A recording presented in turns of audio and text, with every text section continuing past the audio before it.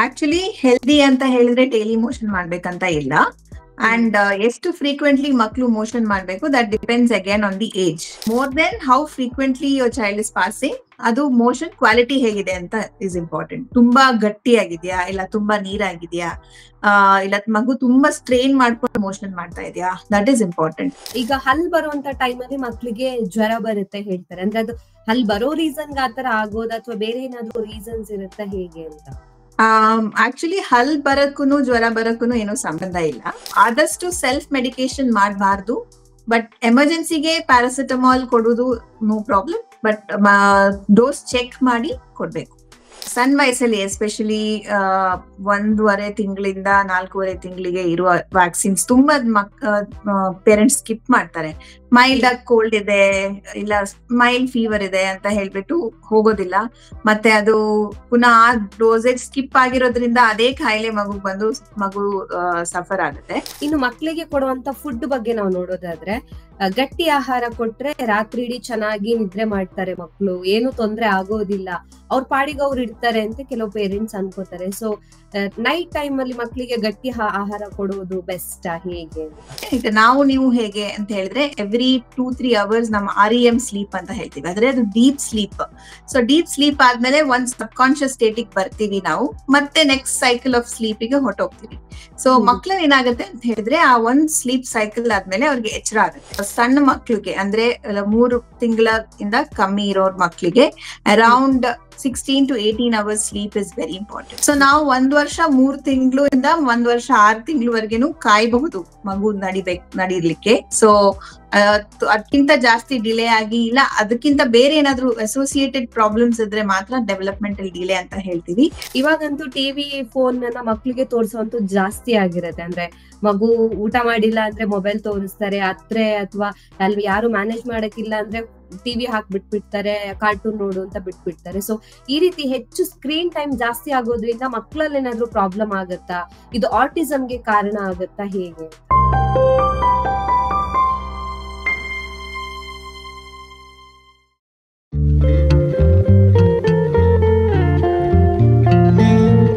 ನಮಸ್ತೆ, ನೀವು ನೋಡ್ತಾ ಇದ್ದೀರಾ ವಿಜಯ್ ಕರ್ನಾಟಕ. ನಾನು ರಕ್ಷಾ ಕೋಟ್ಯಾನ್.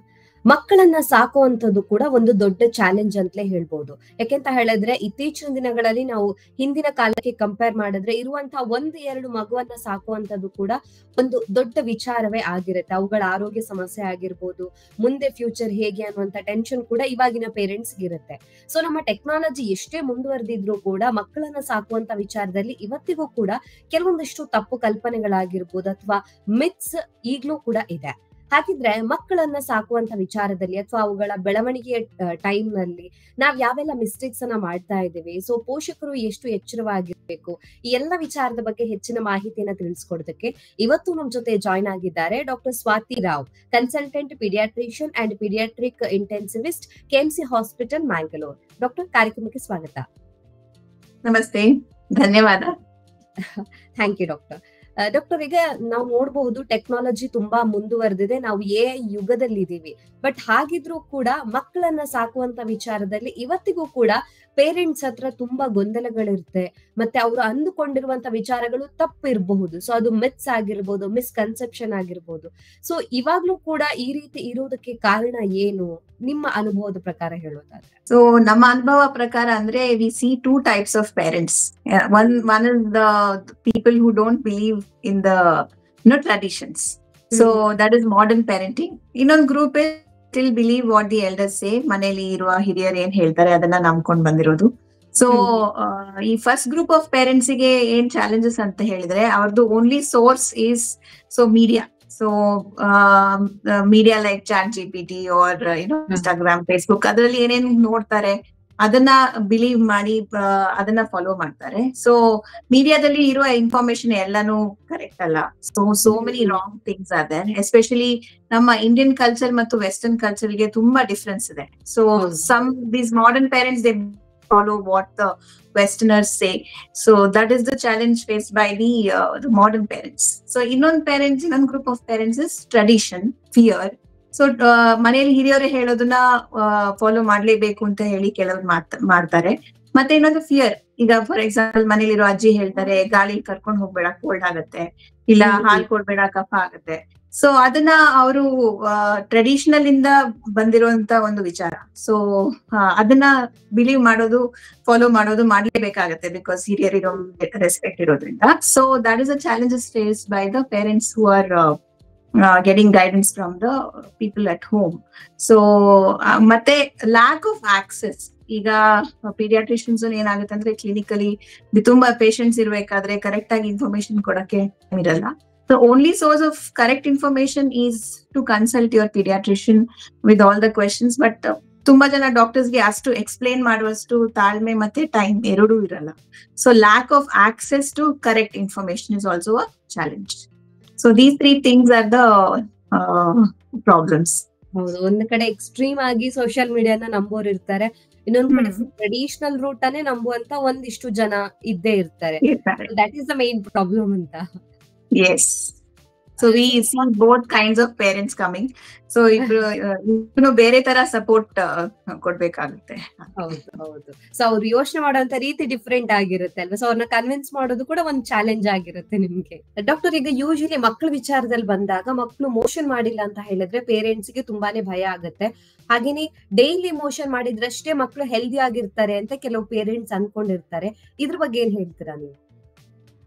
ಆಕ್ಚುಲಿ ಹೆಲ್ದಿ ಅಂತ ಹೇಳಿದ್ರೆ ಡೈಲಿ ಮೋಷನ್ ಮಾಡ್ಬೇಕಂತ ಇಲ್ಲ. ಅಂಡ್ ಎಷ್ಟು ಫ್ರೀಕ್ವೆಂಟ್ಲಿ ಮಕ್ಳು ಮೋಷನ್ ಮಾಡ್ಬೇಕು, that depends again on the age. For example newborns ಹಾಲ್ ಕುಡ್ ತಕ್ಷಣ ಮೋಷನ್ ಮಾಡ್ತಾರೆ. ಸೊ ದಿನಕ್ಕೆನೆ ಆಲ್ಮೋಸ್ಟ್ 5 to 6 times ಮೋಷನ್ ಮಾಡ್ತಾರೆ. ಮತ್ತೆ ಒಂದು 3 ತಿಂಗಳಾಗ್ಬೇಕಾದ್ರೆ once in 2 days, once in 3 days motion ಮಾಡ್ತಾರೆ. ಒಂದು 6 ತಿಂಗಳಾದ್ಮೇಲೆ ನಾವು ಗಟ್ಟಿ ಆಹಾರ ಸ್ಟಾರ್ಟ್ ಮಾಡಿದ್ಮೇಲೆ alternate days ಹಾಗೆ ಡೈಲಿ ಆತರ ಸ್ಟಾರ್ಟ್ ಆಗುತ್ತೆ. So more than how frequently your child is passing, ಅದು ಮೋಷನ್ ಕ್ವಾಲಿಟಿ ಹೇಗಿದೆ ಅಂತ ಇಸ್ ಇಂಪಾರ್ಟೆಂಟ್. ತುಂಬಾ ಗಟ್ಟಿ ಆಗಿದ್ಯಾ, ಇಲ್ಲ ತುಂಬಾ ನೀರಾಗಿದ್ಯಾ, ಇಲ್ಲ ಮಗು ತುಂಬಾ ಸ್ಟ್ರೈನ್ ಮಾಡ್ಕೊಂಡು ಮೋಷನ್ ಮಾಡ್ತಾ ಇದೆಯಾ, that is important. Even if the babies passing alternate day motion smooth ಆಗಿ ವಿದೌಟ್ ಪೇನ್ ಮಗು ಮಾಡ್ತಾ ಇದೆ ಅಂತ ಹೇಳಿದ್ರೆ there is nothing to worry. But you should make sure that the child is getting enough fibre in the diet ಅಷ್ಟೇ. ಈಗ ಹಲ್ ಬರುವಂತ time ಅಲ್ಲಿ ಮಕ್ಳಿಗೆ ಜ್ವರ ಬರುತ್ತೆ ಹೇಳ್ತಾರೆ, ಅಂದ್ರೆ ಅದು ಹಲ್ ಬರೋ ರೀಸನ್ ಆತರ ಆಗೋದು ಅಥವಾ ಬೇರೆ ಏನಾದ್ರು ರೀಸನ್ಸ್ ಇರುತ್ತಾ ಹೇಗೆ ಅಂತ? ಆಕ್ಚುಲಿ ಹಲ್ ಬರಕ್ಕೂನು ಜ್ವರ ಬರಕ್ಕೂನು ಏನೋ ಸಂಬಂಧ ಇಲ್ಲ. ಏನಾಗುತ್ತೆ ಅಂದ್ರೆ ಹಲ್ ಬರೋ ಟೈಮ್ ಅಲ್ಲಿ ನಿಜದಲ್ಲಿ ತುಂಬಾ ಇರಿಟೇಷನ್ ಇರುತ್ತೆ ಮಕ್ಳಿಗೆ. ಸೊ ಅದು ಇದು ಬಾಯಿಗೆ ಹಾಕೊಳ್ತಾ ಇರ್ತಾರೆ. ಸೊ ಆ ಧೂಳಿಂದ ಇಲ್ಲ ಗಲೀಜಿಂದ ಮಗುಗೆ ಲೂಸ್ ಮೋಷನ್ ಸ್ಟಾರ್ಟ್ ಆಗೋದು, ಆತರ ಎಲ್ಲ ಆಗೋ ಚಾನ್ಸಸ್ ಇರುತ್ತೆ. ಆಮೇಲೆ mild fever less than 100 degree sometimes ಬರುತ್ತೆ, ಯಾಕಂದ್ರೆ ಆ ನಿಜಿ ಇನ್ಫ್ಲಮೇಷನ್ ಆಗೋದ್ರಿಂದ ಬರ್ಬೋದು. ಬಟ್ ಹೈ ಗ್ರೇಡ್ ಫೀವರ್ ಬರೋದು ಅಂತ ಹೇಳಿದ್ರೆ ಅದು ಹಲ್ಲು ಬರೋದ್ರಿಂದ ಅಲ್ಲ. ಅದೇ ಟೈಮ್ ಅಲ್ಲಿ ಒಂದು 6 ತಿಂಗಳಿಂದ 8 ತಿಂಗಳ ಟೈಮ್ ಅಲ್ಲಿ ಮಗುದು ಇಮ್ಯೂನಿಟಿ ಲೆವೆಲ್ಸ್ ತುಂಬಾ ಲೋ ಇರುತ್ತೆ. ಸೊ ವೈರಲ್ ಇನ್ಫೆಕ್ಷನ್ಸ್ ಬರೋದು ಅದೆಲ್ಲ ಕಾಮನ್. ಸೊ ಅಲ್ಲಿಂದ ಬರ್ತಾ ಇದೆ ಜ್ವರ ಅಂತ ಹೇಳ್ಕೊಂಡು ಮನೇಲಿ ಕುತ್ಕೊಳ್ಬಾರ್ದು, ಆಲ್ವೇಸ್ ಡಾಕ್ಟರ್ನ ಕನ್ಸಲ್ಟ್ ಮಾಡ್ಬೇಕಾಗುತ್ತೆ ಟೈಮ್. ಓಕೆ, ಸೊ ಹಲ್ ಬರೋದಕ್ಕೂ ಜ್ವರಕ್ಕೂ ಕನೆಕ್ಷನ್ಸ್ ಏನು ಇಲ್ಲ? ಓಕೆ. ಈಗ ತುಂಬಾ ನೀಡಿದ್ದಾಗ ಅಷ್ಟೇ ಮಕ್ಳಿಗೆ ಮೆಡಿಸಿನ್ ಕೊಡ್ಬೇಕು ಅಂತ ಹೇಳ್ತಾರೆ. ಈಗ ಆಗ್ಲೇ ನಾವು ಮಾತಾಡಿರೋ ಹಾಗೆ ಕೆಲವೊಂದಿಷ್ಟು ಪೇರೆಂಟ್ಸ್ ಹೆಂಗಿರ್ತಾರೆ ಅಂದ್ರೆ ತುಂಬಾ ಟ್ರೆಡಿಷನಲ್ ವೇ ಅಲ್ಲೇ ಥಿಂಕ್ ಮಾಡ್ತಾರೆ, ಮಕ್ಳಿಗೆ ಜಾಸ್ತಿ ಮೆಡಿಸಿನ್ ಕೊಡ್ಬಾರ್ದು, ಹೆಚ್ಚು ನೀಡಿದ್ದಾಗ ಅಷ್ಟೇ ಕೊಡ್ಬೇಕು ಅಂತ. ಸೊ ಆ ತರಾನೇ ಮಾಡ್ಬೇಕಾಗತ್ತಾ? ಹೇಗೆ ಮಕ್ಕಳನ್ನ ಕೇರ್ ಮಾಡುವಂತ ರೀತಿ ಯಾವುದು ಅಂತ? Medicine depends on what medicines. ಈಗ ಕೆಲವು ಪೇರೆಂಟ್ಸ್ ಏನ್ ಮಾಡ್ತಾರೆ, ಈ ಲಾಸ್ಟ್ ಟೈಮ್ ಏನಾದ್ರು ಇನ್ಫೆಕ್ಷನ್ ಆಗಿ ಡಾಕ್ಟರ್ ಆಂಟಿಬಯೋಟಿಕ್ ಕೊಟ್ಟಿರೋದು ಆತರ ಏನಾದಿದ್ರೆ ಲಾಸ್ಟ್ ಟೈಮ್ ವರ್ಕ್ ಆಗಿದೆ ಅಂತ ಅಂದ್ಬಿಟ್ಟು ಅದನ್ನೇ ಪುನಃ ಮೆಡಿಕಲ್ ಶಾಪ್ ಅಲ್ಲಿ ಸ್ಟೋರ್ ಮಾಡಿಟ್ಟಿರ್ತಾರೆ. So simple medicines like paracetamol, ಜ್ವರ ಇದೆ ಅಂತ ಹೇಳಿದ್ರೆ ಪ್ಯಾರಾಸಿಟಮಾಲ್ ಕೊಡ್ಬೋದು. But you should be very careful about the dose. ಅದರಲ್ಲಿ ಅದು ಸಿರಪ್, ಡ್ರಾಪ್ಸ್ ಅಂತ ಬೇರೆ ಬೇರೆ ಫಾರ್ಮುಲೇಷನ್ಸ್ ಇರುತ್ತೆ. ಸೊ ಡೋಸ್ ನ ಚೆಕ್ ಮಾಡ್ಬೇಕು, ಬಿಕಾಸ್ ಮಕ್ಳದು ವೆಯ್ಟ್ ಗೇನ್ ಆಗ್ತಾ ಇರುತ್ತೆ. ಸೊ ಡೋಸೇಜ್ ಚೇಂಜ್ ಆಗ್ತಾ ಇರುತ್ತೆ. ಸೊ ಅದನ್ನ ಒಂದು ಇಂಪಾರ್ಟೆಂಟ್ ಆಗಿ ಫಾಲೋ ಮಾಡ್ಬೇಕು, ಬಿಕಾಸ್ ಓವರ್ ಡೋಸ್ ಆಗಿ ಬರೋ ಮಕ್ಳು ತುಂಬಾ ಜನ ಇದ್ದಾರೆ. ಸೊ ಆದಷ್ಟು ಸೆಲ್ಫ್ ಮೆಡಿಕೇಶನ್ ಮಾಡಬಾರ್ದು. ಬಟ್ ಎಮರ್ಜೆನ್ಸಿಗೆ ಪ್ಯಾರಾಸಿಟಮಾಲ್ ಕೊಡುವುದು no problem, but dose check ಮಾಡಿ ಕೊಡ್ಬೇಕು. ಸೊ ಮಕ್ಳಿಗೆ ಬೇರೆ ಡೋಸೇಜ್ ಇರುತ್ತೆ, ದೊಡ್ಡೋರಿಗೆ ಬೇರೆ ಇರುತ್ತೆ. ಸೊ ದೊಡ್ಡವರಿಗೆ ಜ್ವರ ಬಂದಿದೆ ಅಂತ ತಂದಿರೋ ಟ್ಯಾಬ್ಲೆಟ್ ನ ಮಕ್ಳಿಗೆ ಕೊಡೋದು, ಅಷ್ಟೇ ಪ್ರಮಾಣದಲ್ಲಿ ಕೊಡೋದು ತಪ್ಪಾಗುತ್ತೆ. ಅದು ಹೆಲ್ತ್ ಮೇಲೆ ಆಬ್ವಿಯಸ್ಲಿ ಪರಿಣಾಮ ಬೀರುತ್ತೆ ಅಂತ. ಜ್ವರ ಅಥವಾ ಕೋಲ್ಡ್ ಇದ್ರೆ ವ್ಯಾಕ್ಸಿನ್ ಕೊಡ್ಬಹುದಾ? ಅದು ಒಂದು ಡೌಟ್ ಇರುತ್ತೆ ಪೇರೆಂಟ್ಸ್ಗೆ, ಹೇಗೆ ಅಂತ. ಸೊ ಈಗ ಸಣ್ಣ ವಯಸ್ಸಲ್ಲಿ ಎಸ್ಪೆಷಲಿ 1.5 ತಿಂಗಳಿಂದ 4.5 ತಿಂಗಳಿಗೆ ಇರುವ ವ್ಯಾಕ್ಸಿನ್ಸ್ ತುಂಬಾ ಪೇರೆಂಟ್ಸ್ ಸ್ಕಿಪ್ ಮಾಡ್ತಾರೆ. ಮೈಲ್ಡ್ ಆಗಿ ಕೋಲ್ಡ್ ಇದೆ, ಇಲ್ಲ ಮೈಲ್ಡ್ ಫೀವರ್ ಇದೆ ಅಂತ ಹೇಳ್ಬಿಟ್ಟು ಹೋಗೋದಿಲ್ಲ. ಮತ್ತೆ ಅದು ಪುನಃ ಆ ಡೋಸೇಜ್ ಸ್ಕಿಪ್ ಆಗಿರೋದ್ರಿಂದ ಅದೇ ಕಾಯಿಲೆ ಮಗುಗ್ ಬಂದು ಮಗು ಸಫರ್ ಆಗುತ್ತೆ. ಸೊ ಮೈಲ್ಡ್ ಫೀವರ್ ಮತ್ತೆ ಕೋಲ್ಡ್ ಅದೆಲ್ಲ it is not a contra indication for giving the vaccine. So ಹೋಗಿ ಕೊಡಿಸಬಹುದು ವ್ಯಾಕ್ಸಿನ್ಸ್ ಅನ್ನ, ಏನು ತೊಂದರೆ ಆಗೋದಿಲ್ಲ. ಓಕೆ, ಸೊ ಒಂದ್ ವೇಳೆ ಜ್ವರ ಇದ್ರೂ ಕೊಡಬಹುದು, ಅಂತ ಪ್ರಾಬ್ಲಮ್ ಏನು ಆಗೋದಿಲ್ಲ. ಹೌದು, ಅಂದ್ರೆ ಈಗ ಮಗು ಆಟ ಆಡ್ಕೊಂಡು ತುಂಬಾ ಆಕ್ಟಿವ್ ಆಗಿದೆ, ಮೈಲ್ಡ್ ಲೈಟ್ ಆಗಿ ಫೀವರ್ ಇದೆ, ಅದು ಹಾಗಿದ್ರೆ ಏನು ತೊಂದರೆ ಇಲ್ಲ, ಕೊಡ್ಬೋದು. ಇನ್ನು ಮಕ್ಕಳಿಗೆ ಕೊಡುವಂತ ಫುಡ್ ಬಗ್ಗೆ ನಾವು ನೋಡೋದಾದ್ರೆ, ಗಟ್ಟಿ ಆಹಾರ ಕೊಟ್ರೆ ರಾತ್ರಿ ಇಡೀ ಚೆನ್ನಾಗಿ ನಿದ್ರೆ ಮಾಡ್ತಾರೆ ಮಕ್ಕಳು, ಏನು ತೊಂದ್ರೆ ಆಗೋದಿಲ್ಲ, ಅವ್ರ ಪಾಡಿಗೆ ಅವ್ರು ಇರ್ತಾರೆ ಅಂತ ಕೆಲವು ಪೇರೆಂಟ್ಸ್ ಅನ್ಕೋತಾರೆ. ಸೊ ನೈಟ್ ಟೈಮ್ ಅಲ್ಲಿ ಮಕ್ಕಳಿಗೆ ಗಟ್ಟಿ ಆಹಾರ ಕೊಡೋದು ಬೆಸ್ಟ್ ಹೇಗೆ ಅಂತ? ಆಹಾರಕ್ಕೂ ಹಸುಗುನು ಏನು ಸಂಬಂಧ ಇಲ್ಲ. ಸಾರಿ, ನಿದ್ರೆಗುನು ಹಸುಗುನು ಸಂಬಂಧ ಇಲ್ಲ. ಸೊ ನಾರ್ಮಲ್ ಆಗಿ ಮಕ್ಕಳು ನೈಟ್ ಅಲ್ಲಿ ನಿದ್ರೆ ಮಾಡ್ತಾರೆ. ಈಗ ನೀವು ಹೇಗೆ ಅಂತ ಹೇಳಿದ್ರೆ ಎವ್ರಿ 2-3 ಅವರ್ಸ್ ನಮ್ಮ REM ಸ್ಲೀಪ್ ಅಂತ ಹೇಳ್ತೀವಿ, ಆದ್ರೆ ಅದು deep sleep. So deep sleep ಆದ್ಮೇಲೆ ಒಂದ್ ಸಬ್ ಕಾನ್ಶಿಯಸ್ ಸ್ಟೇಟಿಗೆ ಬರ್ತೀವಿ ನಾವು, ಮತ್ತೆ ನೆಕ್ಸ್ಟ್ ಸೈಕಲ್ ಆಫ್ ಸ್ಲೀಪಿಗೆ ಹೊಟ್ಟೋಗ್ತೀವಿ. ಸೊ ಮಕ್ಳು ಏನಾಗುತ್ತೆ ಅಂತ ಹೇಳಿದ್ರೆ ಆ ಒಂದ್ ಸ್ಲೀಪ್ ಸೈಕಲ್ ಆದ್ಮೇಲೆ ಅವ್ರಿಗೆ ಎಚ್ಚರ ಆಗುತ್ತೆ, ಆಟೋಮ್ಯಾಟಿಕಲಿ ಎಚ್ಚರ ಆಗುತ್ತೆ.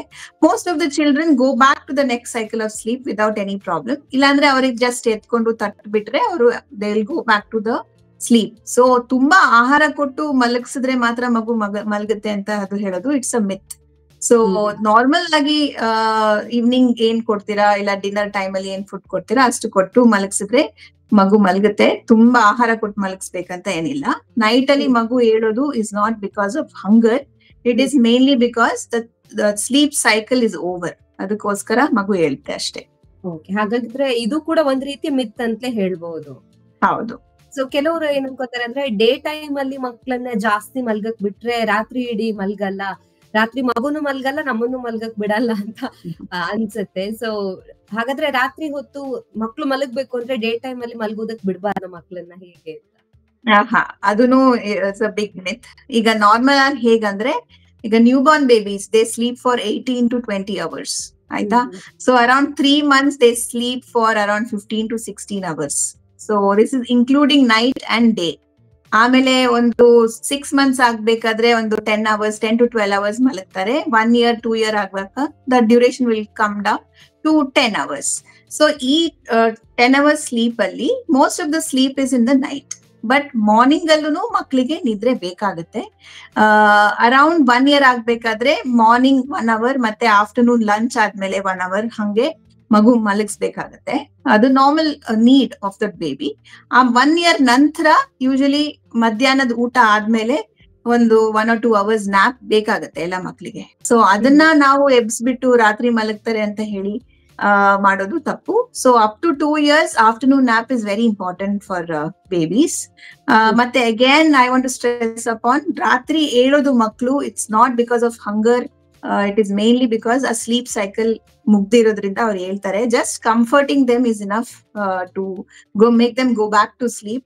ತುಂಬಾ ಜನ ತಾಯಂದ್ರೆ ಏನ್ ಮಾಡ್ತಾರೆ, ಬಾಟಲ್ ಬಾಯಿಗೆ ಹಾಕ್ಬಿಡ್ತಾರೆ ರಾತ್ರಿಯಲ್ಲಿ ಎದ್ ಕೂಡ್ಲೆ. ಸೊ ಅದರಿಂದ ಕೇರೀಸ್ ಆಗೋದು ಮತ್ತೆ ಬೇರೆ ತುಂಬಾ ತೊಂದರೆಗಳಿರ್ತವೆ. So that is not required. Just comforting them is more than sufficient. ಇನ್ನು ಫುಡ್ ವಿಚಾರದಲ್ಲೂ ಅಷ್ಟೇ, ಅಲರ್ಜಿ ಅಂತ ಬಂದಾಗ ಪೇರೆಂಟ್ಸ್ ಗೆ ಯಾವ್ದು ಅಲರ್ಜಿ ಇರುತ್ತೆ, ಮಕ್ಳಿಗೂ ಕೂಡ ಅದೇ ಫುಡ್ ಅಲ್ಲಿ ಅಲರ್ಜಿ ಇರುತ್ತೆ ಅಂತ ಆಗತ್ತೆ, ಆತರ ಕನೆಕ್ಷನ್ ಇರುತ್ತೆ. ಈಗ ಬ್ರೆಸ್ಟ್ ಫೀಡಿಂಗ್ ಮಾಡ್ತಾ ಇದಾರೆ ಅಂತ ಹೇಳಿದ್ರೆ ಒಂದ್ ವೇಳೆ ತಾಯಿಗೆ ಯಾವ್ದೋ ಒಂದು ಫುಡ್ ಅಲರ್ಜಿ ಆಯ್ತು ಅಂದಾಗ ಅದು ಮಗುವಿಗೆ ಎಫೆಕ್ಟ್ ಆಗುತ್ತಾ, ಹೇಗೆ ಅಂತ? ಇಲ್ಲ, ಅದು again myth. Allergy is multifactorial. I agree that some allergy can be inherited from parents, but it is not always true. So ಈ ಮಗುಗೆ ಏನ್ ಅಲರ್ಜಿ ಇದೆ ಅಂತ ಹೇಳಿದ್ರೆ ಆ ಮಗು ಮೇಲೆ ಟೆಸ್ಟ್ ಮಾಡಿ ನಾವು ಮತ್ತೆ ಡಿಸೈಡ್ ಮಾಡ್ತೀವಿ ಏನ್ ಅಲರ್ಜಿ ಇದೆ ಅಂತ ಹೇಳಿದ್ರೆ. ಸೊ ತಾಯಿಗೆ ಈ ಅಲರ್ಜಿ ಇದೆ, ಮಗುಗೆ ಡೆಫಿನೆಟ್ಲಿ ಅಲರ್ಜಿ ಇದೆ ಅಂತ ಹೇಳಕ್ಕೆ ಆಗಲ್ಲ. So that is also a myth. ಹಾಗಿದ್ರೆ ಡಾಕ್ಟರ್, ಈಗ ಮಕ್ಕಳಿಗೆ ಆಹಾರ ಕೊಡೋದ್ರಲ್ಲಿ ಹಸುವಿನ ಹಾಲು ಯಾವಾಗ ಕೊಡಬೇಕು, ಯಾವಾಗ ಮಗುಗೆ ಇಂಟ್ರೊಡ್ಯೂಸ್ ಮಾಡ್ಬೇಕು ಅನ್ನೋದು ಒಂದು ಡೌಟ್ ಇರುತ್ತೆ. ಸೊ 6 ತಿಂಗಳಾದ್ಮೇಲೆ ಕೊಡ್ಬೋದು, ಯಾಕಂದ್ರೆ ಮಕ್ಕಳಿಗೆ ಹಸುವಿನ ಹಾಲು ಕೊಟ್ರೆ ಕಫ ಆಗುತ್ತೆ ಅಂತ ಹೇಳ್ತಾರೆ. ಹೌದಾ, ಹೇಗೆ ಅಂತ? First thing we have to understand is ಹಸುವಿನ ಹಾಲು ಇರೋದು ಹಸುವಿಗೆ, ಇನ್ ದಿ ಸೆನ್ಸ್ ಕರುವಿಗೆ, ಹಸುವಿನ ಮಗುವಿಗೆ. ಸೊ ಆ ಕಾಂಪೊನೆಂಟ್ಸ್ ಏನಿದೆ ಆ ಹಾಲಿಂದು, ಸೊ ಪ್ರೋಟೀನ್ ಅಂಶ ಆಗ್ಲಿ, ಕ್ಯಾಲರಿ ಅಂಶ ಆಗ್ಲಿ, ಕ್ಯಾಲ್ಸಿಯಂ ಅಂಶ ಆಗ್ಲಿ, the amount of easily digestible protein, that is whey protein, ಆ ರೇಷಿಯೋ, ಅದೆಲ್ಲ ತಾಯಿ ಹಾಲಿಗೂ ಮತ್ತೆ ಹಸು ಹಾಲಿಗೂ ತುಂಬಾ ಡಿಫ್ರೆನ್ಸ್ ಇದೆ. ಸೊ ಅಫ್ಕೋರ್ಸ್ ಹಸು ಕರು ಏನಿದೆ ತುಂಬಾ ದೊಡ್ಡದಿರುತ್ತೆ, ಸೊ ಅದಕ್ಕೆ requirement of protein is very high. So the protein content of cow's milk is very high. So ಅದನ್ನ ಡೈರೆಕ್ಟ್ ಆಗಿ ಮಕ್ಳಿಗೆ ಕೊಡೋದು ಇಸ್ ನಾಟ್ ಗುಡ್. ಸೊ ನಾವ್ ಏನ್ ಮಾಡ್ತೀವಿ, ರೆಕಮೆಂಡೇಶನ್ ಪ್ರಕಾರ 1 ವರ್ಷದ ನಂತರನೇ ಮಗುವಿಗೆ ದನದ ಹಾಲು ಕೊಡ್ಬೇಕು ಅಂತ ಹೇಳ್ತೀವಿ. ಸೊ 1 ವರ್ಷದ ಮುಂಚೆ ಈ ನಾರ್ಮಲ್ ಮಣ್ಣಿ ಮಾಡ್ಲಿಕ್ಕೆ ಇಲ್ಲ ಏನಾದ್ರೂ ಹಾಲನ್ನ ಮಾಡಿ ಕೊಡ್ಲಿಕ್ಕೆ ಚೂರಾಗಿ ಯೂಸ್ ಮಾಡ್ಬೋದು. ಬಟ್ ತುಂಬಾ ಅಧಿಕ ಕ್ವಾಂಟಿಟಿಯಲ್ಲಿ ಹಸುವಿನ ಹಾಲು ಕೊಡೋದು ಒಳ್ಳೇದಲ್ಲ.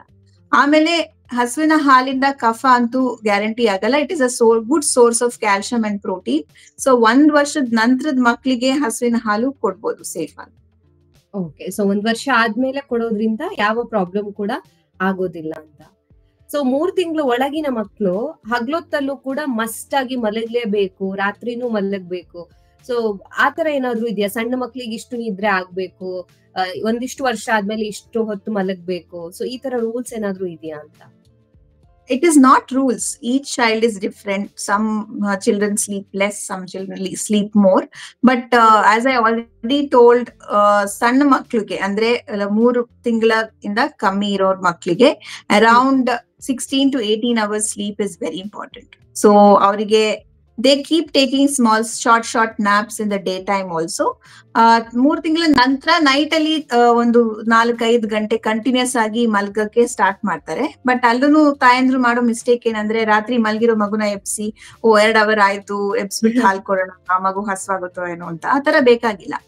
You can allow the child to sleep at a stretch for 4 to 5 hours with safely, no problem. ಮಗುಗ್ ಹಸ್ವೆ ಆಗುವಾಗ ಆಲ್ಮೋಸ್ಟ್ ತನ್ನಷ್ಟಕ್ಕೆ ಎದ್ಬಿಟ್ಟು ಮಗು ಕೇಳುತ್ತೆ ಹಾಲ್ನ, ಅದು ತಾಯಿಗೆ ಅಂಡರ್ಸ್ಟ್ಯಾಂಡ್ ಆಗುತ್ತೆ. ಸೊ ಮಾರ್ನಿಂಗ್ ಟೈಮ್ ಅಲ್ಲೂ ನಾರ್ಮಲ್ ಆಗಿ ಅವ್ರ ಸ್ಲೀಪ್ ಹೋಗುವಾಗ we have to allow the child to sleep. ಹಾಗೆ ಇನ್ನು ಮಕ್ಕಳನ್ನ ಹೆಚ್ಚು ಹೊತ್ತು ಕೈಯಲ್ಲಿ ಹಿಡ್ಕೋಬಾರ್ದು. ಅಂದ್ರೆ ಪುಟಾಣಿ ಮಗು ಇದ್ದಾಗ ಮುದ್ ಮಾಡೋದು ಜಾಸ್ತಿ ಆಗಿರುತ್ತೆ, ಅದ್ರಲ್ಲೂ ಒಂದು ಪಾಪು ಇದೆ, ಅದು ಫಸ್ಟ್ ಬೇಬಿ ಅಂದಾಗ ಇನ್ನು ಜಾಸ್ತಿ ಮುದ್ ಮಾಡ್ತಾರೆ. ಸೊ ಆ ರೀತಿ ಹೆಚ್ಚು ಮುದ್ ಮಾಡೋದು, ಬರೀ ಕೈಯಲ್ಲೇ ಮಕ್ಕಳನ್ನ ಹಿಡ್ಕೊಳ್ಳೋದ್ರಿಂದಾಗಿ ಮಕ್ಳು ಬೇರೆಯವ್ರ ಕೈಗೆ ಹೋಗೋದಕ್ಕೆ ಕೇಳೋದಿಲ್ಲ, ಅಥವಾ ಫ್ಯೂಚರ್ ಅಲ್ಲಿ ಪ್ರಾಬ್ಲಮ್ ಆಗ್ಬೋದು. ಆತರ ಹಿಡ್ಕೋಬಾರ್ದು ಹೇಳ್ತಾರೆ, ನಿಜವಾಗಿಯೂ ಹೌದಾ? ಅಥವಾ ಸೈಂಟಿಫಿಕ್ ರೀಸನ್ ಏನಾದ್ರೂ ಇದೆಯಾ ಇದ್ರ ಹಿಂದೆ, ಹೇಗೆ ಅಂತ? ಏನು ಇಲ್ಲ. Actually new borns may be first 3 to 4 months they need physical touch a lot. So it's not true that ನೀವು ಜಾಸ್ತಿ ಹಿಡ್ಕೊಂಡ್ರೆ ಮಗು ಮೈಲೆ ಅಭ್ಯಾಸ ಆಗ್ಬಿಡುತ್ತೆ ಆತರ ಹೇಳೋದು. That is very wrong. More physical touch you give, more it is better for the child. 4 ತಿಂಗಳ ಆದ್ಮೇಲೆ ಮಗು ಆ ಕಡೆ ಈ ಕಡೆ ವಾತಾವರಣದಲ್ಲಿ ಕ್ಯೂರಿಯಾಸಿಟೀಸ್ ತೋರ್ಸಕ್ ಸ್ಟಾರ್ಟ್ ಮಾಡ್ತಾರೆ ಮಕ್ಕಳು. ಸೊ ಆ ಟೈಮಲ್ಲಿ automatically they leave you and they want to go explore. So automatically they will go. So ಮಗುನೇ ನಿಮ್ಮಿಂದ ದೂರ ಆಗಿ ಆ ಕಡೆ ಈ ಕಡೆ ಎಕ್ಸ್ಪ್ಲೋರ್ ಆಗಕ್ಕೆ ಸ್ಟಾರ್ಟ್ ಮಾಡ್ಬೇಕಾದ್ರೆ you should allow them to do it. ತುಂಬಾ ಹಿಡ್ಕೊಂಡು ಕೂತ್ಕೊಳ್ಳೋದ್ರಿಂದ ಅಭ್ಯಾಸ ಆಗತ್ತೆ ಅಂತ, that is again a myth. ಎಷ್ಟು ಈಗ ಅಫ್ಕೋರ್ಸ್ ಮನೆಯಲ್ಲಿ ತಾಯಿ ಮಾತ್ರ ಇರುತ್ತೆ, ಒಬ್ರು ಹೆಲ್ಪಿಗೆ ಯಾರಾದ್ರೂ ಇರ್ತಾರೆ, ಯಾರು ಇಲ್ಲ ಅಂತ ಹೇಳಿದ್ರೆ can give that much of touch. But if mother is free at home, parents are free, father is free, ನೀವು ಹಿಡ್ಕೊಂಡು ಕೂತ್ಕೊಳ್ಬೇಕು ಮಗುನ ಅಂತ ಇದ್ರೆ ಅದ್ ಮಾಡ್ಬೋದು. ಎಷ್ಟು ಅವರ್ಸ್ ಬೇಕಾದ್ರೂ ಹಿಡ್ಕೊಂಡು ಕೂತ್ಕೊಳ್ಬೋದು, ಅದರಿಂದ ಏನು ಪ್ರಾಬ್ಲಮ್ ಆಗಲ್ಲ. Rather it is good for the bonding. So if ಯಾರಾದ್ರೂ ಪೇರೆಂಟ್ಸ್ ಅಷ್ಟು ಟೈಮ್ ಇದೆ ಅಂತ ಹೇಳಿದ್ರೆ they are lucky to hold the baby. ಮಗುಗೋಸ್ಕರನೇ ಟೈಮ್ ಕೊಡ್ಬೇಕು ಅನ್ನೋರಿದ್ರೆ ಕಷ್ಟ ಆಗೇ ಆಗತ್ತೆ ಆಬ್ವಿಯಸ್ಲಿ. ಎಷ್ಟ್ ಅವರ್ಸ್ ಇಟ್ಕೊಳ್ಬೇಕಾಗತ್ತೆ ಅಷ್ಟು ಇಟ್ಕೊಂಡ್ರೆ ಒಳ್ಳೇದೇ ಮಗುಗೆ. ಬಿಕಾಸ್ ಯೂಶಲಿ ಹಳ್ಳಿ ಕಡೆ ದೊಡ್ಡೋರು ಇದ್ದಾಗ ಹೇಳ್ತಾರೆ, ಜಾಸ್ತಿ ಮಗುನ ಕೈಯಲ್ಲಿ ಹಿಡ್ಕೋಬೇಡ, ಒಂದ್ ರೀತಿ ಅದು ಕೈಯಲ್ಲೇ ಅಂದ್ರೆ ಆ ಶಾಖ ಹಿಡ್ಕೊಂಡು ಬೇರೆಯವ್ರ ಕೈಗೆ ಹೋಗೋದಿಕ್ ಕೇಳೋದಿಲ್ಲ, ಅಥವಾ ನಿನ್ಗೆ ಫ್ಯೂಚರ್ ಅಲ್ಲಿ ಪ್ರಾಬ್ಲಮ್ ಆಗತ್ತೆ, ಕೆಲಸ ಮಾಡೋದಿಕ್ ಬಿಡೋದಿಲ್ಲ. ಸೊ ಈ ತರ ಎಲ್ಲ ಹೇಳ್ತಾರೆ, ಮಕ್ಳನ್ನ ಅವರಷ್ಟಕ್ಕೆ ಜಾಸ್ತಿ ಬಿಡ್ಬೇಕು ಅಂತೆಲ್ಲ ಹೇಳ್ತಾರೆ. ಸೊ ಅದಕ್ಕೋಸ್ಕರ ಈ ಪ್ರಶ್ನೆ ಕೇಳ್ದೆ. ಸೊ ಓಕೆ, ಸೊ ಮಗು ತಡವಾಗಿ ನಡೀತಾ ಇದ್ರೆ ಅಥವಾ ಮಾತಾಡೋದ್ರಲ್ಲಿ ಸ್ಪೀಚ್ ಅಲ್ಲಿ ಡಿಲೇ ಆಯ್ತು ಅಂತ ಹೇಳಿದ್ರೆ ಮಕ್ಳು ಓವರ್ ಆಲ್ ಡೆವಲಪ್ಮೆಂಟ್ ಅಲ್ಲೇ ಏನೋ ಪ್ರಾಬ್ಲಮ್ ಇದೆ ಅಂತ ನಾವು ಅಂದ್ಕೊಳ್ಬಹುದಾ, ಅಥವಾ ಎಲ್ಲಾ ಮಕ್ಳು ಕೂಡ ಒಂದೇ ತರ ಅಲ್ಲ, ಒಂದ್ ಮಗು ಬೇಗ ನಡಿಬಹುದು, ಇನ್ನೊಂದ್ ಮಗು ಲೇಟ್ ಆಗಿ ನಡಿಬಹುದು, ಆ ತರ ಅನ್ಕೋಬಹುದಾ ನಾವು? ಸೊ ಅಗೇನ್ ನೀವು ಆಲ್ರೆಡಿ ಆನ್ಸರ್ ಕೊಟ್ಟಿದ್ದೀರಾ. ಸೊ ಎಲ್ಲಾ ಮಕ್ಳು ಒಂದೇ ರೀತಿ ಅಲ್ಲ. ನಾವು ಯೂಶಲಿ ಒಂದು ರೆಡ್ ಫ್ಲಾಗ್ ಅಂತ ಇಟ್ಟಿರ್ತೀವಿ. ಸೊ ಇಷ್ಟು ತಿಂಗಳ ಮುಂಚೆ ಮಗು ನಡಿದೇ ಇದ್ರೆ ಪ್ಲೀಸ್ ಕನ್ಸಲ್ಟ್ ಎ ಡಾಕ್ಟರ್ ಅಂತ. ಸೊ ನಾವು 1 ವರ್ಷ 3 ತಿಂಗಳಿಂದ 1 ವರ್ಷ 6 ತಿಂಗಳವರೆಗೂ ಕಾಯಬಹುದು ಮಗು ನಡಿರ್ಲಿಕ್ಕೆ. ಸೊ ಅದಕ್ಕಿಂತ ಜಾಸ್ತಿ ಡಿಲೇ ಆಗಿ ಇಲ್ಲ ಅದಕ್ಕಿಂತ ಬೇರೆ ಏನಾದ್ರು ಅಸೋಸಿಯೇಟೆಡ್ ಪ್ರಾಬ್ಲಮ್ಸ್ ಇದ್ರೆ ಮಾತ್ರ ಡೆವಲಪ್ಮೆಂಟಲ್ ಡಿಲೇ ಅಂತ ಹೇಳ್ತೀವಿ. ಸ್ಪೀಚ್ನು ಅಷ್ಟೇ, ಕೆಲವು ಮಕ್ಕಳು ತುಂಬಾ ಲೇಟ್ ಆಗಿ ಮಾತಾಡ್ತಾರೆ, depending on how much stimulation the child is getting at home, ಎಷ್ಟು ಮಗು ಎಕ್ಸ್ಪೋಸ್ ಆಗ್ತಾ ಇದೆ ಅಂತ ಹೇಳಿ ಅದ್ರ ಮೇಲೆ ಸ್ಪೀಚ್ ಡೆವಲಪ್ಮೆಂಟ್ ಇದೆ. ತುಂಬಾ ಜನ ಮಾತಾಡ್ಸ್ಕೊಂಡು ಮನೆಯಲ್ಲಿ ಇದ್ರೆ ಸ್ಪೀಚ್ನು ಇಂಪ್ರೂವ್ ಬೇಗ ಆಗುತ್ತೆ ಕೆಲವು ಮಕ್ಳದು. So we always have a cut off ಏನಂತ ಏಜ್ ಅಂತ ಹೇಳ್ತೀವಿ. ಸೊ ಆ ಏಜ್ ಇಂದ ಮೀರಿನೂ ಮಗು ಮಾತಾಡ್ತಾ ಇಲ್ಲೋ ನಡೀತಾ ಇಲ್ಲ ಅಂತ ಹೇಳಿದ್ರೆ then it is dangerous. Not all children who are slightly delayed in walking or having a problem in development. ಇವಾಗಂತೂ ಟಿವಿ ಫೋನ್ ಅನ್ನ ಮಕ್ಳಿಗೆ ತೋರಿಸುವಂತೂ ಜಾಸ್ತಿ ಆಗಿರತ್ತೆ. ಅಂದ್ರೆ ಮಗು ಊಟ ಮಾಡಿಲ್ಲ ಅಂದ್ರೆ ಮೊಬೈಲ್ ತೋರಿಸ್ತಾರೆ, ಅಥವಾ ಅಲ್ಲಿ ಯಾರು ಮ್ಯಾನೇಜ್ ಮಾಡಕ್ಕಿಲ್ಲ ಅಂದ್ರೆ ಟಿವಿ ಬಿಟ್ಬಿಡ್ತಾರೆ, ಕಾರ್ಟೂನ್ ನೋಡು ಅಂತ ಬಿಟ್ಬಿಡ್ತಾರೆ. ಸೊ ಈ ರೀತಿ ಹೆಚ್ಚು ಸ್ಕ್ರೀನ್ ಟೈಮ್ ಜಾಸ್ತಿ ಆಗೋದ್ರಿಂದ ಮಕ್ಳಲ್ಲಿ ಏನಾದ್ರು ಪ್ರಾಬ್ಲಮ್ ಆಗತ್ತಾ? ಇದು ಆಟಿಸಮ್ಗೆ ಕಾರಣ ಆಗತ್ತಾ, ಹೇಗೆ? No, screen time is not directly related to autism. Autism has multiple factors which is affecting it. So again, that is a myth. But overall, now less than 2-year-old ಗೆ screen time recommendation ಮಾಡೋದೇ ಇಲ್ಲ.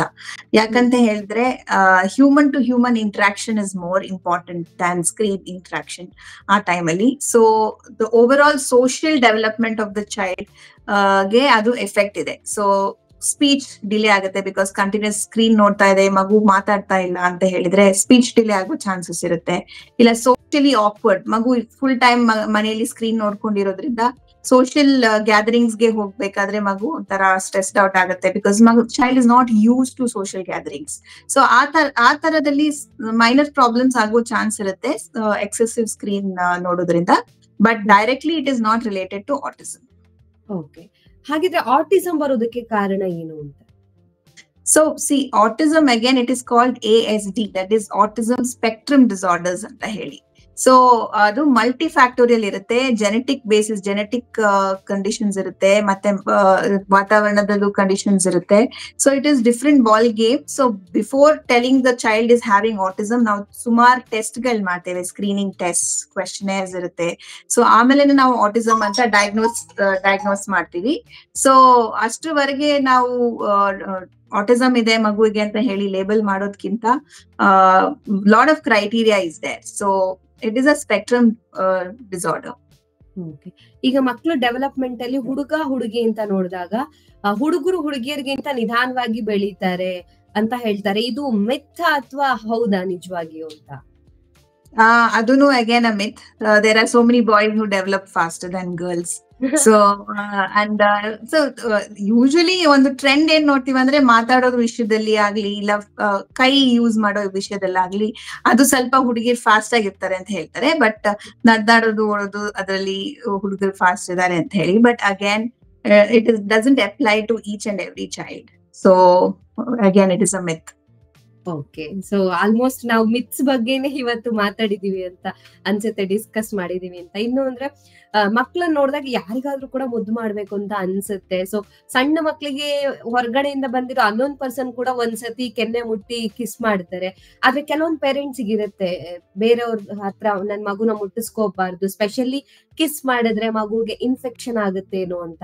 So ಹೌದಾ, ಆತರ infection ಆಗುತ್ತಾ? ಯಾಕಂದ್ರೆ ಮಕ್ಳಿಗೆ immunity power ಕಡಿಮೆ ಇರುತ್ತೆ ಅಂತ ಎಲ್ರಿಗೂ ಗೊತ್ತಿರುವಂತ ವಿಚಾರನೇ. ಸೊ ಅದಕ್ಕೋಸ್ಕರ See, what there are two things about this. ಈಗ ಫ್ಯಾಮಿಲಿ ಮೆಂಬರ್ಸ್ ಮನೇಲೆ ಇರುವವರು ಮಗುಗೆ ಕಿಸ್ ಕೊಡೋದು ಮುತ್ ಕೊಡೋದ್ರಿಂದ there is no issues. So in fact ಈಗ ಲೇಟೆಸ್ಟ್ ಆಗಿ ಸ್ಟಡೀಸ್ ಬರ್ತಾ ಇದೆ, baby will get expose to the viruses, bacteria, and immunity will increase ಅಂತ ಹೇಳಿ. ಬಟ್ ಔಟ್ಸೈಡ್ ಇಂದ ಬರೋರು, so we don't know what is the health status of them, ಅವ್ರಿಗೆ ಶೀತ ಇದೆಯಾ, ಜ್ವರ ಇದೆಯಾ, ಇಲ್ಲ they would have expose to so many things ಅಂತ ಹೇಳಿ.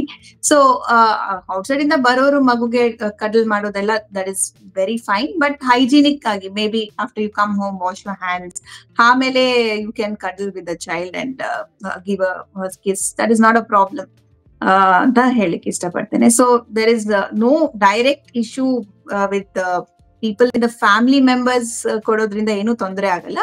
ಬಟ್ ಔಟ್ಸೈಡ್ ಇಂದ ಬರೋರಿಗೆ again it depends on the mindset of the parents. Some parents may be okay with them.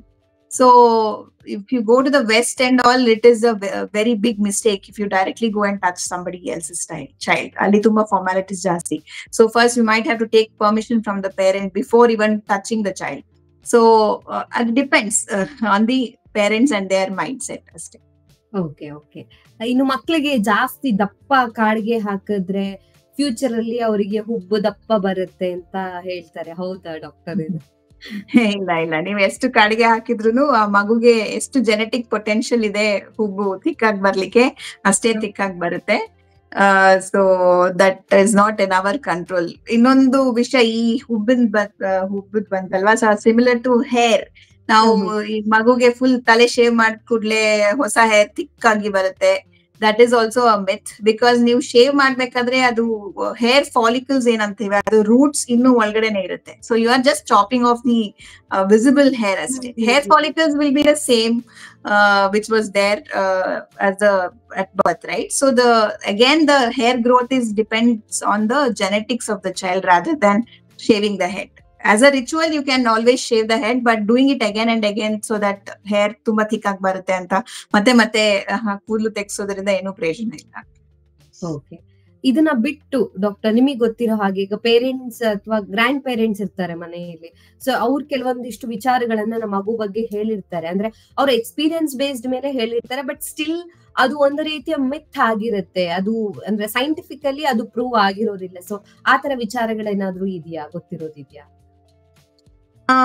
Main thing, ಈಗ ನ್ಯೂ ಬಾರ್ನ್ಸ್ ಇಂದ start ಮಾಡೋದು ಅಂತ ಹೇಳಿದ್ರೆ ಮಗುಗೆ ಪ್ರಿಲ್ಯಾಕ್ಟಿಯಲ್ ಫೀಡ್ಸ್ ಕೊಡೋದು. ಪ್ರಿಲ್ಯಾಕ್ಟಿಯಲ್ಸ್ ಅಂದ್ರೆ ಹುಟ್ಟಿರೋ ಮಗುಗೆ ಏನೋ ಜೇನ್ ನೆಕ್ಸೋದು, ಇಲ್ಲ ಏನೋ ಬಜೆ ನೆಕ್ಸೋದು, ಇಲ್ಲ ಏನೋ ಅದು ಇದು ಮಾತ್ರೆ, ಆಯುರ್ವೇದಿಕ್ ಮಾತ್ರೆಗಳು ಕೊಡೋದು. So that is one thing which we have to avoid, prelacteal feeds ಅಂತ, because it can be unhygienic. And next is first 45 days ಎಲ್ಲೂ ಕರ್ಕೊಂಡು ಹೋಗ್ಬಾರ್ದು ಮಗುನ. ಒಳಗಡೆನೆ 4 ರೂಮ್ ಒಳಗಡೆ ಇರ್ಬೇಕು, ಗಾಳಿ ತಾಗ್ಬಾರ್ದು. That is also a myth. ಈಗ ಆರಾಮಾಗಿ ತಾಯಿ ಮತ್ತೆ ಮಗು ಅಂಗಳದಲ್ಲಿ ಓಡಾಡ್ಬೋದು. ತುಂಬಾ ಕ್ರೌಡೆಡ್ ಪ್ಲೇಸಸ್ಗೆ ಅಫ್ಕೋರ್ಸ್ ಹೋಗ್ಬಾರ್ದು, the chance of catching infection is there. But sunlight ಗೆ ಎಕ್ಸ್ಪೋಸ್ ಮಾಡೋದು ಮಗುನ, ಅಂಗಳದಲ್ಲಿ ಓಡಾಡೋದು, it's very good thing. That is one thing which has to be avoided. And ಇನ್ನೊಂದು ಅದೇ, ಇದು ಕೊಟ್ರೆ ಕಫ, ಅದು ಕೊಟ್ರೆ ಶೀತ ಅಂತ ಹೇಳ್ಬಿಟ್ಟು ಸೊ ಮಗುಗೆ ಏನು ಕೊಡೋದಿಲ್ಲ. ಕೆಲವರು ತುಪ್ಪ ಕೊಡಲ್ಲ ಬಿಕಾಸ್ ಕಫ ಆಗತ್ತೆ ಅಂತ ಹೇಳಿ ಹಾಲು ಕೊಡಲ್ಲ. ಮತ್ತೆ ಈ ಪೋಸ್ಟ್ ಪಾರ್ಟಮ್ ಬಾಣಂತಿಯರ್ ಇರ್ತಾರಲ್ಲ, ಅವ್ರಿಗೂನು ಅಷ್ಟೇ ತುಂಬಾ ಪದಾರ್ಥಗಳನ್ನು, ಫುಡ್, ಫ್ರೂಟ್ಸ್, ವೆಜಿಟೇಬಲ್ಸ್ ಏನು ಕೊಡಲ್ಲ. ಸೊ ಆ ತಾಯಿ ಏನಿದೆ 45 days ಅಂತೂ ಏನು ತಿಂದೇನೆ ವಿಟಮಿನ್ ಡೆಫಿಷಿಯನ್ಸಿ ಆಗಿ, ವೀಕ್ನೆಸ್ ಆಗಿ ಇರ್ತಾರೆ.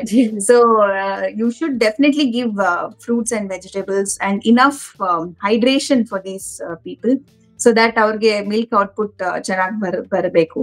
ಸೊ ಅದು ಒಂದು. ಆಮೇಲೆ ಅದೇ ಮಕ್ಳಿಗೇನು ಅಷ್ಟೇ ಫುಡ್ಡಿನ ವಿಷಯದಲ್ಲಿ ತುಂಬಾ ರೆಸ್ಟ್ರಿಕ್ಟ್ ಮಾಡ್ಬೋದು. ಆಮೇಲೆ oil massage is a very good thing. But ಕೆಲವರು ಏನ್ ಮಾಡ್ತಾರೆ ಅಂದ್ರೆ ಕಿವಿ ಒಳಗಡೆ ಆಯಿಲ್ ಹಾಕೋದು, ಮೂಗೊಳಗಡೆ ಆಯಿಲ್ ಹಾಕೋದು. That is also wrong practice. It might have come from traditions, but few things are wrong scientifically ಅಂತ ಹೇಳಕ್ ಇಷ್ಟಪಡ್ತೀನಿ. ಸೊ ಇವಾಗ ಒಂದು ಪ್ರಾಕ್ಟೀಸ್ ಕಡಿಮೆ ಆಗಿರ್ಬೋದು, ಬಟ್ ಮುಂಚೆ ನಾವು ನೋಡಿರೋ ಪ್ರಕಾರ ಸಣ್ಣ ಮಕ್ಕಳಿಗೆ ಹಚ್ಚೆ ಹಾಕ್ಸೋದು ಅಥವಾ ಏನಾದ್ರು ನೀಡಲಲ್ಲಿ ಚುಚ್ಚೋದು, ಹಣೆಯಲ್ಲಿ ಅಥವಾ ಬಾಡಿ ಯಾವ್ದಾದ್ರು ಒಂದು ಪಾರ್ಟಿಗೆ ಚುಚ್ಚೋದು, ಅದೇನ ಹೇಗೆ ಅದು ಎಫೆಕ್ಟ್ ಆಗುತ್ತೆ ಡಾಕ್ಟರ್? ಅಂದ್ರೆ ಈ ರೀಜನ್ ಅಲ್ಲಿ ಜಾಸ್ತಿ ಬರಲ್ಲ, ಬಟ್ ಬೇರೆ ಕಡೆ ಬರುತ್ತೆ. ಉತ್ತರ ಕರ್ನಾಟಕ ಇಂದ ಬರೋದು ತುಂಬಾ ಕಾಮನ್. ಆ ಬಳೆ ಚೂರ್ನ ಬಿಸಿ ಮಾಡಿ, ಫಾರ್ ಎಕ್ಸಾಂಪಲ್ ಮಗುಗೆ ಹೈ ಫೀವರ್ ಇದೆ ಅಂತ ಹೇಳಿದ್ರೆ ಹಣೆ ತುಂಬಾ ಸುಡ್ತಾ ಇರುತ್ತಲ್ವಾ, ಸೊ ಆ ಟೈಮಲ್ಲಿ ಆ ಬಳೆ ಚೂರ್ನ ಬಿಸಿ ಮಾಡ್ಬಿಟ್ಟು ಹಣೆಗೆ ಸುಡೋದು. So that will they feel that fever will go. ಇಲ್ಲ ಚೆಸ್ಟ್ ಅಲ್ಲಿ ಕಫ ಆಗಿದೆ ಅಂತ ಹೇಳಿದ್ರೆ ಅಲ್ಲಿಗೆ.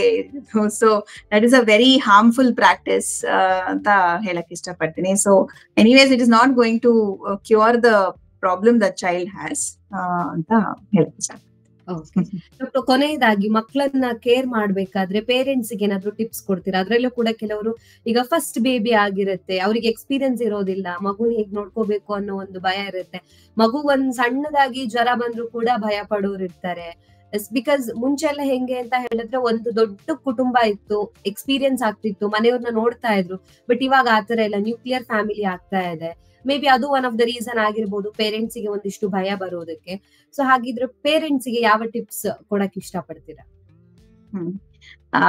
Main thing is few things are reliable which is available online from reliable sites irodu enide adana you can follow.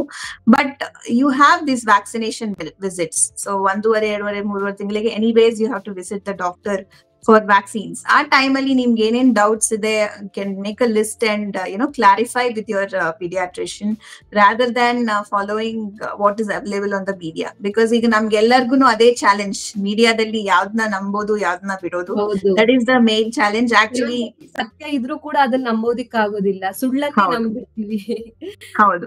So ಮನೇಲಿರೋ ಹಿರಿಯರಿಗೆ ಕೇಳೋದು is safer than listening to the media. So most of the practices ನಮ್ ಹಿರಿಯರ್ ಏನ್ ಹೇಳ್ತಾರೆ, ಜಾಸ್ತಿ rest ತಗೊಳ್ಬೇಕು, ಅದೆಲ್ಲ ಬಾಣಂತಿಯರು ಜಾಸ್ತಿ ಕೆಲಸ ಮಾಡ್ಬಾರ್ದು, all that it is a very healthy way of taking care. Because ಆ ಟೈಮ್ ಅಲ್ಲಿ ತುಂಬಾ ಸಪೋರ್ಟ್ ಬೇಕಾಗತ್ತೆ. So what ever other things, ತುಂಬಾ ಈಗ ವೆಸ್ಟರ್ನರ್ಸ್ ಏನ್ ಹೇಳ್ತಾರೆ ಅದರಲ್ಲಿ ತುಂಬಾ ಲೂಪ್ ಹೋಲ್ಸ್ ಇದೆ. So it's a different thing. So where you can get correct information, please get that from your pediatrician or ನಿಮ್ಮ doctor, family doctor ಯಾರಿದ್ದಾರೆ ಅವ್ರ ಹತ್ರ ಕರೆಕ್ಟ್ ಇನ್ಫಾರ್ಮೇಶನ್, ಸೈಂಟಿಫಿಕ್ ಇನ್ಫಾರ್ಮೇಶನ್ ತಗೊಳ್ಳಿ ಅಂತ ಹೇಳಕ್ಕೆ ಇಷ್ಟಪಡ್ತೀನಿ, instead of relying on lot of other information available in the media.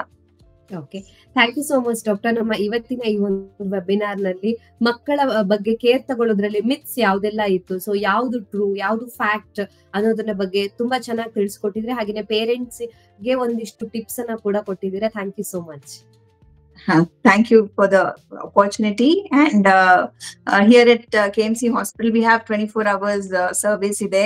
Namma emergency services makkligunu iga develop ಆಗ್ತಾ ಇದೆ. 24 hours pediatrician ಸೌಲಭ್ಯ ಇಲ್ಲಿ ಅವೈಲೇಬಲ್ ಇದೆ ಅಂತ ಹೇಳಕ್ ಇಷ್ಟಪಡ್ತೀನಿ. So anytime you have any doubts, even if it's in the midnight, you can come over and get help from us ಅಂತ ಹೇಳಕ್ ಇಷ್ಟಪಡ್ತೀನಿ. Thank you. Thank you so much doctor. Thank you. ನಮ್ಮ ಇವತ್ತಿನ ಕಾರ್ಯಕ್ರಮದಲ್ಲಿ ಮಕ್ಕಳ ಆರೋಗ್ಯದ ಬಗ್ಗೆ ಹೆಚ್ಚಿನ ಮಾಹಿತಿಯನ್ನು ಕೂಡ ನಮಗೆ ಡಾಕ್ಟರ್ ತಿಳಿಸ್ಕೊಟ್ಟಿದ್ದಾರೆ. ಆರೋಗ್ಯಕ್ಕೆ ಸಂಬಂಧಿಸಿದಂತಹ ಹೆಚ್ಚಿನ ವಿಡಿಯೋಗಳನ್ನು ನಮ್ಮ ವಿಜಯ ಕರ್ನಾಟಕ ಹೆಲ್ತ್ ಪೇಜ್ ನಲ್ಲಿ ನೀವು ನೋಡಬಹುದು.